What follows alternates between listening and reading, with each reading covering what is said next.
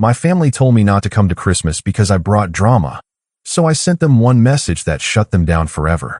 I'm 31, and 3 weeks ago my family uninvited me from Christmas because they said I brought too much drama to family gatherings. What they didn't expect was for me to respond with a single text message that exposed every toxic secret they'd been hiding for years and changed our family dynamic forever.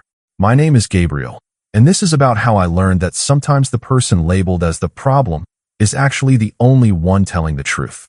Let me start by explaining the family dynamics that led to this explosion, because understanding my role in this family is crucial to what happened. I'm the middle child in a family of 5 kids, sandwiched between my older siblings Madison and Cameron and my younger siblings Brooke and Austin. We're all adults now, ranging from 28 to 35, but the family hierarchy established in childhood has never really changed. Madison, 35, is the golden child who can do no wrong in my parents' eyes. She's a successful lawyer married to another successful lawyer, with 2 picture-perfect children and a house in the suburbs that looks like it came from a magazine. Every family gathering revolves around celebrating Madison's latest achievement or hearing about her children's accomplishments. She's mastered the art of looking perfect on the surface while keeping any real problems carefully hidden from family scrutiny. Cameron, 33, is the charming one who gets away with everything because he makes everyone laugh and has always been Dad's favorite. He's had a string of failed relationships and questionable career choices, but somehow he's always viewed as the lovable screw-up rather than someone with serious issues that need addressing. When Cameron messes up, it's just Cameron being Cameron. When anyone else makes a mistake, it's a character flaw that needs immediate correction. Then there's me. I've always been labeled as the sensitive one, the dramatic one, the one who takes things too seriously and overanalyzes everything.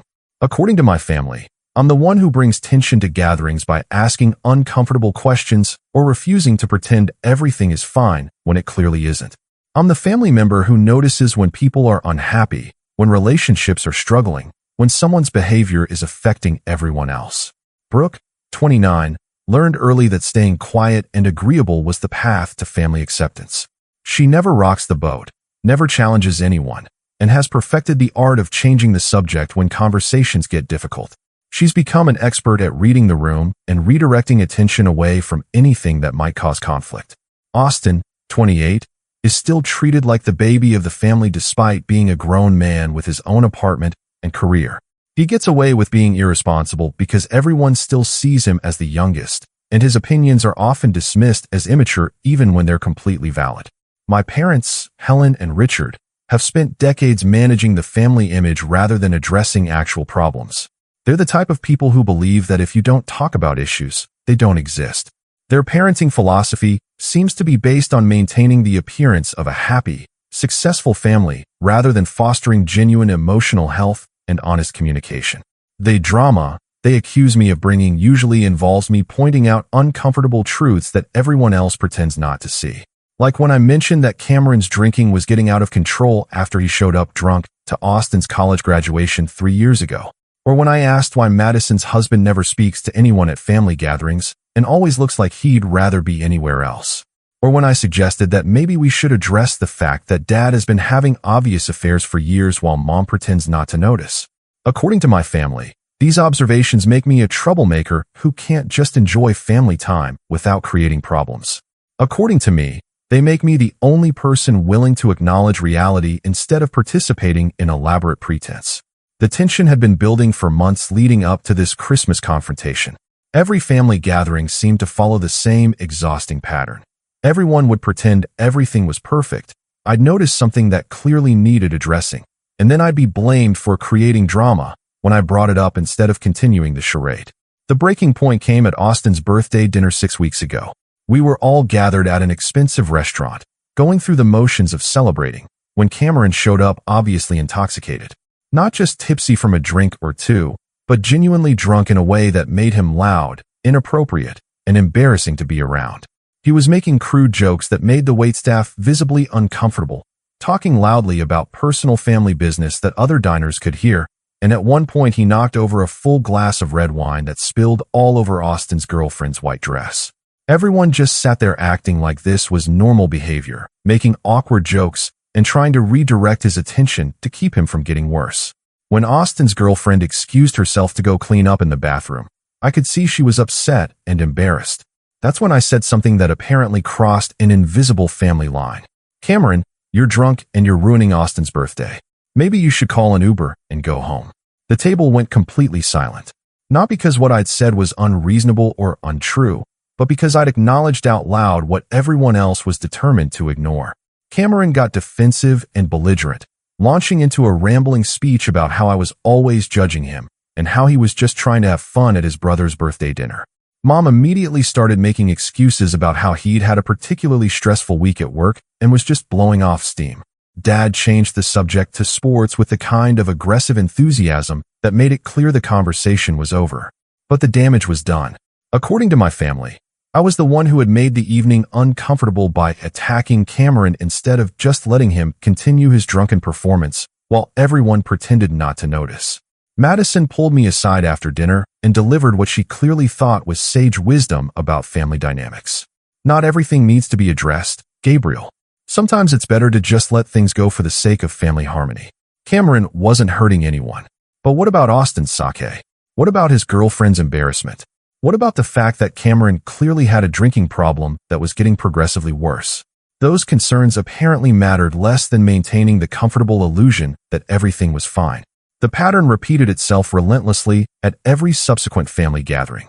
I'd notice something problematic, I'd mention it or try to address it constructively, and then I'd be blamed for bringing negativity to what should have been a positive family experience.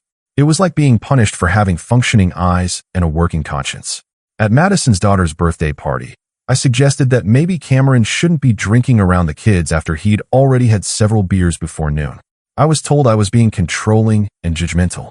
At Mom and Dad's anniversary dinner, I asked if everything was okay when Dad spent half the evening stepping outside to take work calls that obviously weren't work-related.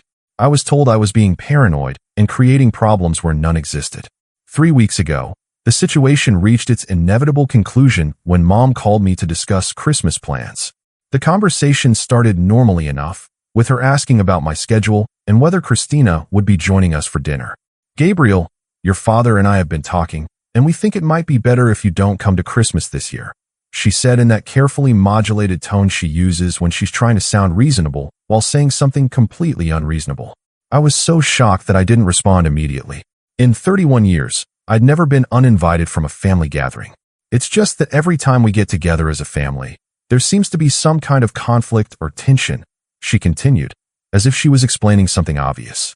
And we want this Christmas to be peaceful and enjoyable for everyone. Are you saying the conflict and tension are my fault? I asked, genuinely needing clarification about how she was framing this situation. I'm saying that you have a tendency to bring up difficult topics at inappropriate times. Madison and Cameron agree that maybe some space would be good for everyone right now. So my siblings had been discussing me behind my back and had collectively decided that I was the problem that needed to be removed from family gatherings. The solution to family dysfunction wasn't addressing the actual problems. It was eliminating the person who noticed them. What difficult topics are you referring to? I asked, genuinely curious about how they were characterizing my concerns in their private discussions. You know what I mean, Gabriel. The way you criticized Cameron at Austin's birthday, the comments you made about Madison's marriage last Christmas, the things you've said about your father and me. It just creates an uncomfortable atmosphere for everyone else. I realized then that my family had completely rewritten history in their minds.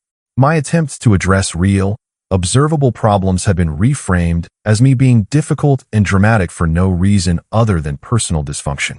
So instead of addressing Cameron's drinking, Madison's marriage problems, or Dad's affairs, you've decided the problem is me mentioning that these things exist.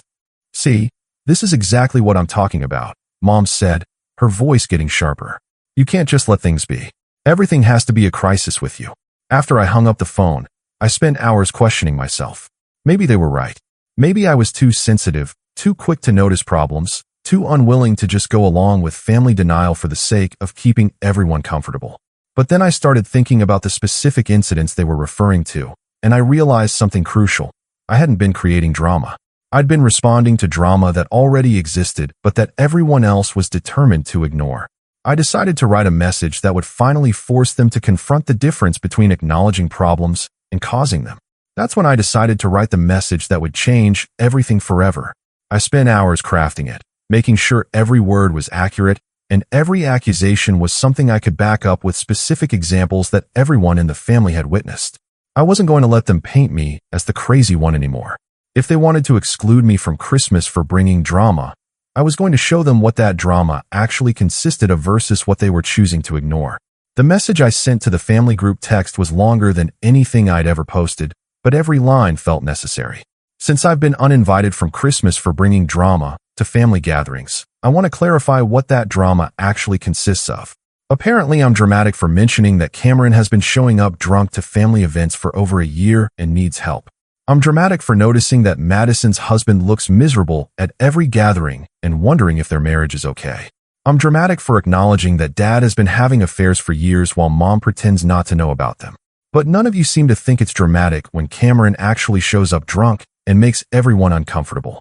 None of you think it's dramatic when Madison brings her husband who refuses to participate in conversations and creates obvious tension. None of you think it's dramatic when Dad disappears during family events to take phone calls from women who aren't his wife. I'm not the one creating problems in this family. I'm just the one refusing to pretend the problems don't exist. If acknowledging reality makes me too difficult to have around, then maybe this family isn't as healthy as you want to believe. Have a peaceful Christmas. I'll be spending mine with people who value honesty over appearances. I hit send before I could second-guess myself. My phone started buzzing immediately. The first response was from Cameron, coming in just minutes after my message. This is complete garbage, Gabriel. I don't have a drinking problem, and you have no right to attack me publicly like this. You've always been jealous that people actually enjoy being around me. Madison followed quickly with a much longer message about how I'd crossed every possible line by bringing up her marriage and Dad's personal business in a group text where everyone could see it. Some things are private, Gabriel. Just because you think you notice problems doesn't give you the right to humiliate family members publicly. Mom called within 10 minutes, crying and asking how I could say such hurtful things about the family. How could you write such terrible things about your father? About Cameron? We've always supported you, and this is how you repay us. But when I asked her which specific things I'd written were untrue, she couldn't answer. She just kept saying I was hurting people unnecessarily and destroying family relationships for no good reason. Dad didn't respond at all initially, which somehow felt more telling than if he denied everything. His silence suggested that he knew I was right, but couldn't figure out how to respond without admitting to things he'd been denying for years. But the response that surprised me came from Austin. Gabriel's not wrong about any of this. Maybe instead of being mad at him for saying it, we should be mad at ourselves for ignoring it for so long. That message was followed by another buzz from Brooke, who never took sides in family conflicts. I know you're hurt. But did you have to air everything in a group text? This is going to make things so much worse for everyone. That's when I realized that Brooke's response perfectly encapsulated our family's dysfunction. She wasn't concerned about Cameron's drinking, Dad's affairs, or Madison's marital problems. She was concerned about me mentioning them openly instead of continuing to pretend they didn't exist. The next few hours brought a flood of individual calls and texts from various family members, each trying their own version of damage control. Madison called twice, first to yell at me for embarrassing her, then to try a different approach where she acknowledged that her marriage had some issues but insisted that airing them publicly was cruel and unnecessary. Just because something is true doesn't mean it needs to be said, she argued during our second conversation. Some of us prefer to handle our problems privately, but that was exactly the issue. They weren't handling their problems privately. They were ignoring their problems completely while expecting everyone else to pretend not to notice the obvious consequences. Cameron's response was more predictable. He called me at 11 o'clock that night, clearly drunk, rambling about how I'd always been jealous of him and how I was trying to turn the family against him out of spite. The irony of him calling me drunk to deny that he had a drinking problem was apparently completely lost on him. You've always thought you were better than everyone else, he slurred into the phone. Always sitting there judging us, acting like you're so perfect. Well, guess what, Gabriel? Nobody likes the family police. The most heartbreaking conversation was with Mom the next day. She called not to apologize for uninviting me from Christmas, but to ask how I could hurt the family by exposing private matters that should have stayed within the immediate family. Your father made some mistakes, but we're working through them privately, she said, her voice shaky. You had no right to bring that up in front of everyone. Working through them privately? I asked, genuinely confused. Mom, he's still having affairs. Everyone in the family knows about them. The only person pretending they're not happening is you. That's between your father and me, Gabriel. No, it's not. When Dad brings his mood swings and guilt to family gatherings, when you're obviously unhappy and taking it out on everyone else, when the whole family has to walk on eggshells around your marriage problems, it affects all of us. She hung up on me after that, but not before saying something that really stung. I never thought my own son would be so cruel. But the conversation that gave me the most hope came from Austin 3 days later. He called to tell me that he'd actually confronted Cameron about his drinking after reading my message. I never said anything before because I didn't want to cause problems in the family, Austin admitted. But watching you get blamed for pointing out something that's obviously true made me realize how backwards that is. Austin had offered to help Cameron find a treatment program and had set clear boundaries about not enabling his drinking anymore. Cameron had gotten angry and accused Austin of ganging up on him with me, but Austin had held firm. I told him that you weren't wrong about any of it, Austin said, and that maybe instead of being mad at you for caring enough to notice when he's struggling, he should be grateful. That conversation made me realize that my message had accomplished something important, even if it had blown up the family dynamic completely. For the first time, someone else was willing to acknowledge reality instead of participating in the collective denial that had been poisoning our relationships for years. Christmas came and went without me, and honestly, it was one of the most peaceful holidays I'd had in years. Instead of spending the day walking on eggshells and pretending everything was fine while watching my family's dysfunction play out in real time, I spent it with friends who actually enjoyed each other's company and could have honest conversations without anyone getting blamed for bringing up difficult topics. But the real revelation came from Austin, who called me the day after Christmas to fill me in on what I'd missed. According to Austin, the Christmas gathering was exactly the kind of disaster that proved my point. Cameron showed up drunk again, this time getting into a heated argument with Madison's husband that ended with him storming out of the house and driving away despite being obviously intoxicated. Dad spent most of the day on his phone, stepping outside repeatedly to take calls that were clearly not work-related. Mom was tense and snappy with everyone, making passive-aggressive comments about people who abandon their families during the holidays, while obviously being upset about Dad's behavior. It was exactly the kind of drama you supposedly bring to these things, Austin said, except you weren't even there. Turns out the drama comes from the people who actually have problems, not from the person who points them out. The breaking point came when Brooke, who never spoke up about anything, finally lost her temper and told everyone that they'd scapegoated me for problems that had nothing to do with me. She said that uninviting you didn't solve anything because you weren't the source of the problems in the first place, Austin reported. Mom started crying. Cameron had already left, and Madison spent the rest of the day complaining about how the family was falling apart. But the most significant development was that Dad had apparently been confronted by Mom about his affairs, finally.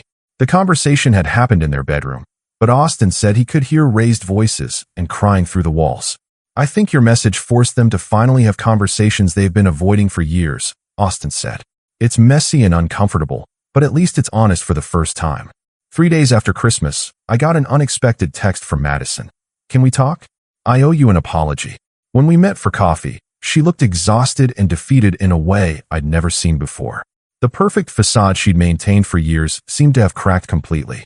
She admitted that her marriage had been struggling for over a year, and that she'd been hoping that if no one talked about it, maybe the problems would somehow fix themselves. I was so angry at you for mentioning it publicly because it made it real, she said, tears in her eyes. As long as no one was acknowledging it, I could pretend it wasn't happening. She also apologized for supporting the decision to uninvite me from Christmas. You weren't wrong about any of it. I just didn't want to deal with the truth because dealing with it meant admitting that my perfect life wasn't actually perfect. Madison told me that she and her husband had started couples therapy the week after Christmas, finally admitting that their marriage needed serious professional help if it was going to survive. The most surprising development came a month later when Dad called me directly. We hadn't spoken since my message, and I honestly wasn't sure if he'd ever acknowledge what I'd said about his affairs. I owe you an apology, he said without any preamble. Not for having problems, but for letting you take the blame for pointing them out. He admitted that he'd been having affairs on and off for 5 years, and that the family's refusal to acknowledge it had enabled him to continue without facing real consequences for his behavior. It was easier to let everyone pretend it wasn't happening than to deal with what I was doing to your mother and our family, he said. But watching what happened at Christmas made me realize that the problems weren't going away just because we weren't talking about them. Dad told me that he and Mom were in counseling and that he'd ended all contact with other women. He also said something that really stuck with me. You've always been the conscience of this family, and we resented you for it instead of listening to you. Cameron took longer to come around, but eventually he reached out too. He'd started attending AA meetings after Austin's confrontation and was beginning to understand how his drinking had affected not just himself, but everyone around him. I always thought you were just being dramatic when you called me out, he said during a difficult phone conversation 6 weeks after Christmas. But when I started getting sober, I realized that everyone walking on eggshells around my drinking was just enabling me to get worse. He apologized for years of making family gatherings uncomfortable while I got blamed for the tension his behavior created. The family dynamic had shifted completely. Instead of everyone pretending problems didn't exist, we were finally having honest conversations about the issues that had been poisoning our relationships for years. It wasn't easy or comfortable, but it was real in a way our family interactions had never been before. It's been 4 months since I sent that message, and my family looks completely different now. Not perfect, but honest in a way we'd never managed before. Cameron has been sober for 3 months. Madison and her husband are working on their marriage with professional help. Dad and Mom are rebuilding their relationship based on truth rather than denial. Most importantly, the family has stopped scapegoating me for noticing problems. When issues come up now, we address them directly instead of blaming whoever points them out. The experience taught me that being labeled as dramatic or difficult isn't always about your behavior. Sometimes it's about other people's discomfort with truth. Healthy families don't punish members for noticing problems. They address the problems instead of shooting the messenger. My relationship with my family is stronger now than it's ever been. Not because we stopped having problems, but because we stopped pretending the problems didn't exist. What do you think? Was I wrong to air family business so publicly, or was it the only way to break through years of denial and dysfunction? Sometimes the truth has to be loud enough to cut through all the noise of pretending everything is fine.